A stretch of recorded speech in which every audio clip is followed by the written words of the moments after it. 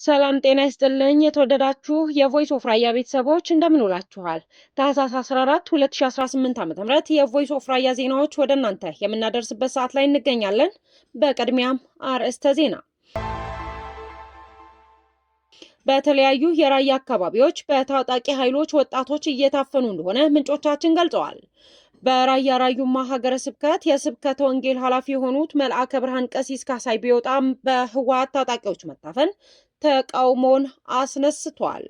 ከ2014 ዓ.ም ወዲህ 330 ሰዎችን ቀብረናል ሲሉ የህጸጽ የስደተኞች ካምፕ አስተባባሪ መግለጻቸውንና ሌሎቹን በዝርዝር የምናሰማችሁ ይሆናል። ቆይታችሁ ከኛ ጋር እንዲሆን በአክብሮት እንጋብዛለን። በተለያዩ የራያ አካባቢዎች በታጣቂ ኃይሎች ወጣቶች እየታፈኑ እንደሆነ ምንጮቻችን ገልጸዋል። ከምንጮቻችን ባገኘነው መረጃ መሰረት ዛሬ ሌሊት ሰለሞን ጸጋይ አማረ የሚባል የራያ ወጣት ከሀርክሳ ማረጉ ለገሰ ደግሞ ከራያ ጥሙጋ መታፈናቸው ምንጮቻችን ገልጸዋል። በተመሳሳይ በሌላ አካባቢ የአፈና ድርጊታቸው አጠናክረው እንደቀጠሉበት ያገኘነው መረጃ ያመላክታል። በህወሓት ቡድን በራያ ላይ አፈናው በዚህ ብቻ አልበቃም ስላለ በኢትዮጵያ ኦርቶዶክስ ተዋሕዶ ቤተክርስቲያን በራያ ራዩማ ሀገረ ስብከት የስብከተ ወንጌል ኃላፊ የሆኑት መልአከ ብርሃን ቀሲስ ካሳይ ቢወጣ በትናንትናው ዕለት መታፈናቸው መዘገባችንም ይታወሳል።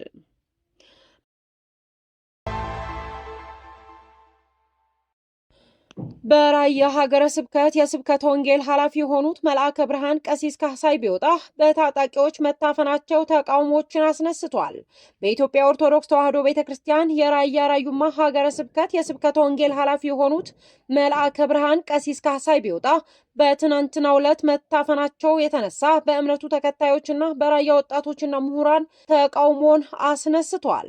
ይህ በእንዲህ እንዳለ በተለያዩ ሶሻል ሚዲያ አማራጮች የራያ ምሁራንና ወጣቶች መታሰራችን ያበረታናል እንጂ ወደኋላ አይመልሰንም፣ ህዝባችን ባስጨነቃችሁና ሃይማኖታችንን በነካችሁ ቁጥር ከእናንተና ከህዝባችሁ ርቀን ሄደናል ሲሉም ተሰምተዋል። መከራዎች ማጠንከሪያችን ናቸው ብለዋል። አትድከሙ፣ የራያ ጉዳይ አብቅቷል፣ ተስፋ ቁረጡ በማለትም ተቃውሟቸውን እያሰሙ ይገኛሉ።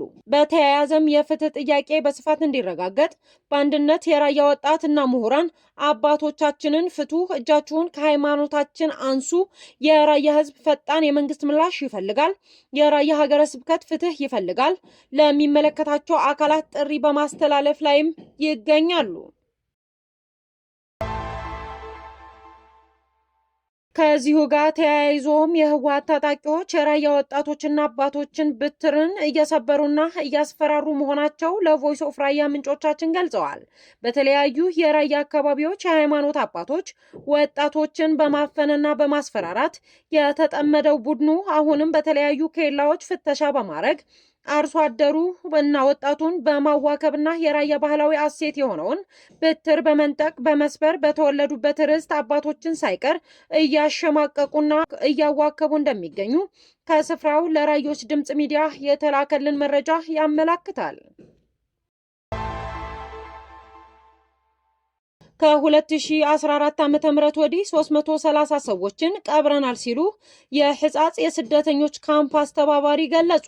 በትግራይ ክልል በሰሜናዊ ምዕራብ አካባቢ ካሉት የተፈናቃይ ካምፖች መካከል አንዱ በሆነው ህጻጽ በርካቶች በረሃብ ውስጥ መሆናቸው እያነጋገረም ይገኛል። ተፈናቃዮቹ በእርዳታ የሚደርስላቸው ምግብ ድጋፍ በቂ ካለመሆኑም በላይ ከፍተኛ የጥራት ችግር እንዳለበትም ገልጸዋል። በምዕራብ ትግራይ በመቶዎች የሚቆጠሩ ተፈናቃዮች በሰብአዊ እርዳታ አቅርቦት እጥረት ምክንያት በረሃብ እና በሽታ የመጠቃት አደጋ እንደተጋረጠባቸው ተናግረዋል። ከ10 ሺህ በላይ ተፈናቃዮች በሚኖሩባት የህጻጽ መጠለያ ውስጥ በርካታ አዛውንቶችና ነፍሰ ጡር እናቶችና ህጻናት በምግብና በሕክምና እጦት እየተሰቃዩ መሆኑን ነዋሪዎች ለቢቢሲ ትግርኛ ተናግረዋል። በህጻጽ መጠለያ ውስጥ የተፈናቃዮች አስተባባሪ የሆኑት ቄስ አብርሃ አርአያ በበኩላቸው በካምፕ ውስጥ ዘግይተው የመጡ አረጋውያን መኖራቸውን ገልጸው እነርሱ አሁን ለችግር መጋለጣቸውን ያስረዳሉ። የረሃብ ችግሩ በተለያዩ አካባቢዎች ቢከሰትም የህጻጽ አካባቢ የተለያየ የሚያደርገው አረጋውያን የሚገኙበት ካምፕ ስለሆነ ነው ይላሉ። የካምፑ አስተባባሪ ብዙዎቹ የታመሙ እንዳሉ ገልጸው በቅርብ ጊዜ ውስጥ 5 ሰዎች ህይወታቸው ማጣታቸውን ተናግረዋል። በአጠቃላይ ከ2014 ዓ.ም ወዲህ 330 ሰዎችን ቀብረናል ያሉት አስተባባሪው ሰዎቹ የሞቱት በረሃብ ምክንያት መሆኑን አለመሆኑን አላስረዱም። በአሁኑ ወቅት በሕጻጽ ካምፕ ወደ 14000 ሰዎች እርዳታ የሚያገኙ ቢሆንም ባለፉት ወራት 300 የሚሆኑት ምንም አይነት እርዳታ አለማግኘታቸው አስተባባሪው እንደገለጹ የቢቢሲ ዘገባ ያመለክታል። ቅድሚያ ህወሓት ትዳን በሚል መፈክር ተፈናቃዮች ወደ ቀያቸው እንዳይመለሱ በህወሓት ታጣቂዎች ቁማር ተይዞ ሞት የተፈረደበት ህዝብ በአሰቃቂ ሁኔታ ውስጥ ይገኛል ሲል አረና ፓርቲ ገለጸ። ታህሳስ 14 2018 ዓ.ም የአረና ፓርቲ ባወጣው መግለጫ በጦርነት ምክንያት ከቀያቸው የተፈናቀሉ ህዝባችንን በበቂ ሰብአዊ እርዳታ ባለማግኘታቸውና የሚገኙት ወሰን ሰብአዊ እርዳታ በምዕራብ ትግራይ በህወሓት የተመደቡ ታማኝ የዞንና የወረዳ አመራሮች መዋጮ አዋጡ በማለት ከተፈናቃይ ጉሮሮ እየወሰደ ለአስከፊ ረሃብ ዳርገውታል በማለት የአረና ፓርቲ ህወሓትን በከሰሰበት መግለጫው አመላክቷል። ከዚህ በፊትም ቢሆን ቅድሚያ ድርጅት ትዳን በሚል መፈክር ተፈናቃዮች ወደ ቀያቸው እንዳይመለሱ በህወሓት ታጣቂዎች ቁማር ተይዞ ሞት የተፈረደበት ህዝብ በአሰቃቂ ሁኔታ ውስጥ ይገኛል ሲል የአረና ፓርቲ ገልጿል። በህጸጽ ያጋጠመው አደጋ ከአንድ ዓመት በፊት አረና ባይቶና ውናት ፓርቲ በስፍራው በአካል በመገኘት ለጊዜያዊ አስተዳደሩ ለትዕመትና ለተለያዩ በጎ አድራጎት ድርጅቶች እገዛ እንዲያደርጉ ጥሪ ያስተላልፈን ነበር ያለው የአረና መግለጫ፣ ይሁን እንጂ የህወሓት ታጣቂዎች ቡድን በመፈንቅለ መንግስት ወደ ስልጣን የመጣው በጀነራል ታደሰ የሚመራው ጊዜያዊ አስተዳደር መፍትሄ እንደ መስጠት አደጋውን እንዲደበቅ በማድረግ የከፋ አደጋ እንዲደርስ አድርጓል በማለት ህወሓትና ጊዜያዊ አስተዳደሩን ተጠያቂ አድርጓል። በመጨረሻም ሁሉም የትግራይ ህዝብ የህወሓትን ቡድንና ጊዜያዊ አስተዳደሩን በሰላማዊ መንገድ ታግለን በማስወገድ ህዝባችን ወደ ቀየው ለመመለስ ጥሪ እናስተላልፋለን በማለት ዛሬ ባወጣው መግለጫ የአረና ፓርቲ አስገንዝበዋል።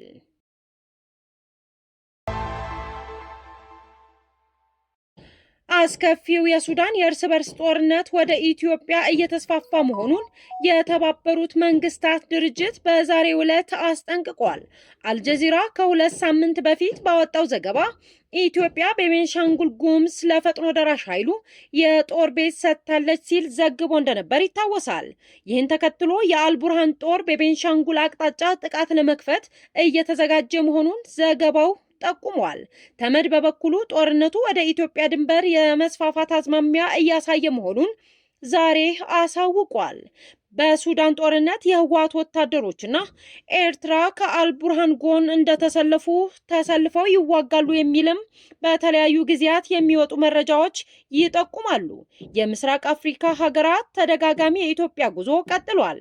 ባለፉት ሳምንት አጋማሽ የሶማሊያው ፕሬዝዳንት ሐሰን ሼክ መሐመድ ወደ አዲስ አበባ መጥተው እንደነበር ይታወሳል። የዛሬው የሩቶ ጉብኝት ዓላማ ምን እንደሆነ በይፋ ባይነገርም ከዚህ ቀደም የወጡ አንዳንድ መረጃዎች ግን ኬንያ ኢትዮጵያና ኤርትራ ለማቀራረብ ጥረት መጀመሯን የሚገልጹ ዘገባዎች ሲወጡ ቆይተዋል።